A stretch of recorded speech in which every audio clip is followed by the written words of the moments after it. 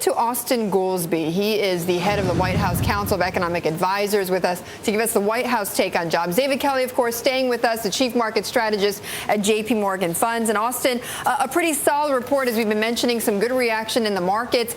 We're still looking at this jobless rate, though, right? 8.8%, a two-year low, however, still stubbornly high. How do you get that down? Well, it's quite a solid jobs report, and while the rate remains high, the drop of 1 full percentage point over 4 months, that's the biggest drop in 27 years. So I think the way you get it down is just by getting the engine of private sector job creation fully up and running on a sustained basis. And this is certainly the kind of trend that we've been wanting to see. I mean, just the first 3 months of this year, we've added more than 500,000 jobs. And in the last 1 month and 1 year, the private sector added 1.8 million jobs. So I think this is exactly the way we need to go. The fact that this jobs report showed pretty broad-based job creation across many different sectors, that manufacturing's having its best year in 13 years. I mean, I think this is exactly where we want to be. So is this a point where the government picks and chooses where it puts its resources then in order to create jobs? Yeah, I think it is. I think as you shift to a growth phase, we're getting to an environment where we want to be using incentives to get the private sector to stand up, that the private sector ought to be leading the recovery, and it is leading the recovery.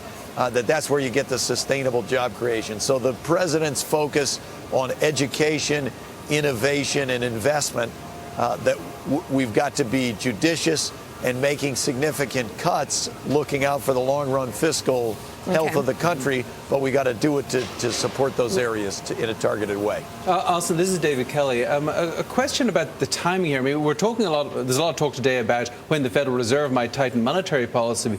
But when are we actually going to tighten fiscal policy? At some point we stop stimulating and have to start really doing something long-term about the deficit. What do you think is sort of the turning point here? Have we reached a point where we can begin that process?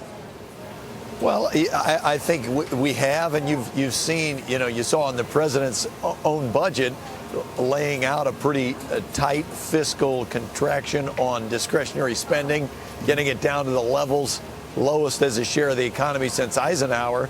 I thought the Fiscal Commission laid this out pretty well, that fundamentally the fiscal challenge facing the country is about the medium and long run challenges associated with the aging of the population, the growth of healthcare costs, high income tax rates, things like that. So I think we've got to make that transition. What's the White House, Austan, what's the White House going to do or try to do to make sure that we don't crash into this debt ceiling? Well, they're talking about the budget right now and the continuing resolution. I'm the policy guy. I'm not engaged in legislative negotiation, but it does seem like compromise is a bit achievable if everybody, and compromise is important so that we make the kind of cuts that we need to make without sacrificing the job growth engine like what we saw in the jobs numbers today. So you're encouraged by the negotiations that we may avoid a government shutdown?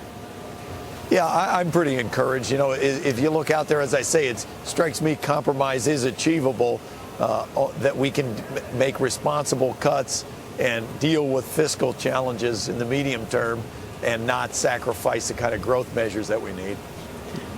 David, I want to weigh your risks in there. When we talk about the budget and we talk about the debt ceiling, how much of a risk factor is that for the economy? It shouldn't be too much of a risk. But the thing that I worry about is, in many ways, why do we have a debt ceiling at all? I mean, there's no point in having an artificial debt ceiling if we're not actually able to make the tough decisions on the budget itself. The amount of debt is just the result of our decisions on taxes and spending. So I personally think it's crazy to hold everybody hostage to the idea that we could bump into a debt ceiling and have a default risk out there. I think we should just get rid of it. Austan?